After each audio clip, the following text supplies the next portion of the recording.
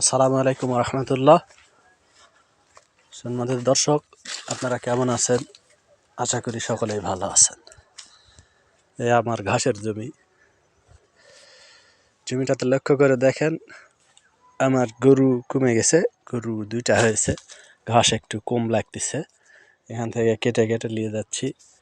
আর এই দিকে দেখেন, এখানে বড় এই দিকের গুলা বড়, এদিকের গুলা কাটি। আমি প্রতিদিন এখান থেকে কাটে কাটে নিয়ে যায়, গরুকে খাওয়াই। আর এখান থেকে দেখেন, এই যে কেবল ছোট ছোট হচ্ছে। এই দিক থেকে ওই পাশে থেকে বড়, ওইগুলা অনেক আগে কাটা, এগুলা বড় হয়ে গেছে। এগুলাকে আবার কাটা যাবে।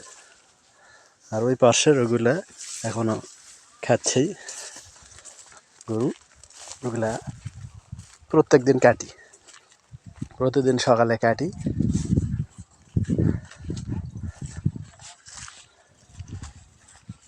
আর এই যে দেখেন, আমার ঘাসের ভিড়ের মাঝখানে একটা ছোট্ট একটা কলার গাছ, এটা লাগাইছিলাম।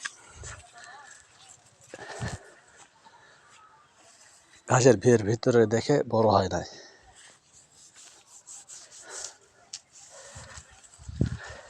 আর একটা মজার জিনিস দেখাই, দেখেন আমাদের এখানে আমার জমির পাশেই আমাদের স্থানীয় ভাষায় বলে সাঁওতাল পল্লী আছে। সেই সাঁওতাল পল্লীতে আমার জমিতে ওরা গাড়া ধরার জন্য একটা ফাঁদ পেতেছে। গাড়া, আমরা স্থানীয় ভাষায় বলি গাড়া। এই যে দেখেন সেই ফাঁদ, এই যে গাওড়া ধরা ফাঁদ,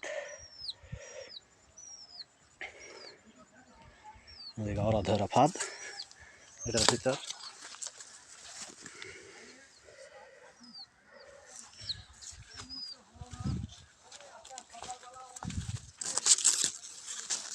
এই যে ফাঁদ, দেখেন ফাঁদের ভিতর মুরগি বাচ্চা দিয়েছে।